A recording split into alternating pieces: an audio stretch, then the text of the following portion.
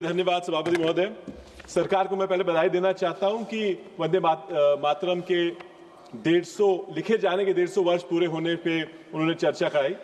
इसी साल जनवरी में 75 साल पूरे हुए हैं ये राष्ट्रगीत बनके, वो उसको भी सेलिब्रेट करना चाहिए था।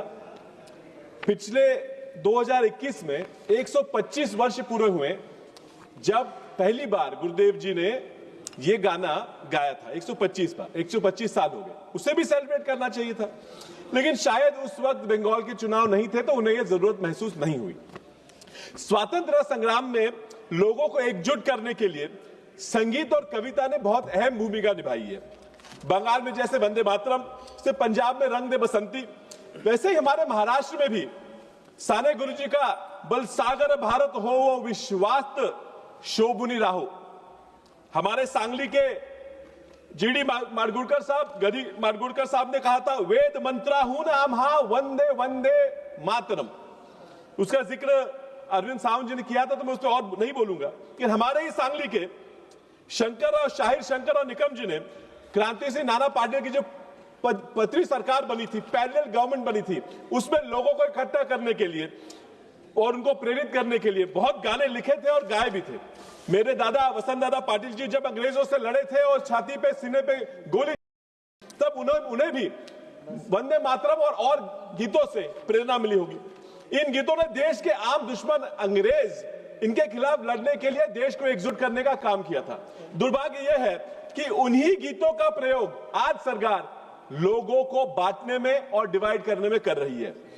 मैं सत्ता पक्ष के कई स्पीकर्स की मैं सुन रहा था। 1937 में क्या हुआ, इससे उनकी सुई आगे ही नहीं बढ़ रही थी। किसने क्या काटा, किसने कितना चर्चा हुई, इसी पे बात चल रही थी। हमें 150 साल पहले लिखे गए 2 छंदों का जश्न मनाना चाहिए था। जो 4 श्लोक 1882 में हुए हैं, उनको 150 साल पूरे होने के लिए अभी मात्र 7 वर्ष बाकी है। 7 साल बाद वो बाकी की चर्चा हो सकती थी, लेकिन शायद सरकार समझती कि 7 साल बाद वो सत्ता में नहीं रहेंगे, इसलिए अभी चर्चा कर रहे हैं।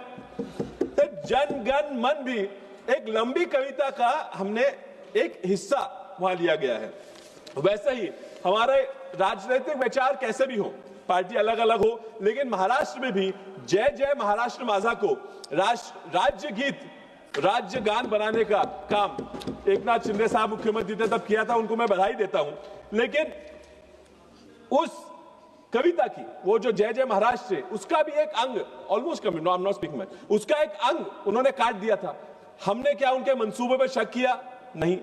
विच इज व्हाई से सरकार की ये जो आज चर्चा है, इस पे कोई संदेह निर्माण होता है।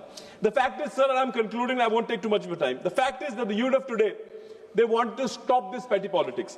They want you to talk about the nation. They want you to talk about the future of the country, the future of the youth. They want you to talk about education. They want you to talk about health. They want you to talk about unemployment. They want you to talk about pollution. There are so many things that they want you to talk about. Unfortunately, the government does not understand. I really hope that they do, क्योंकि अगर ये ना समझ पाए तो ये देर दूर नहीं कि उनको वहां से उठकर यहाँ आना पड़ेगा। धन्यवाद।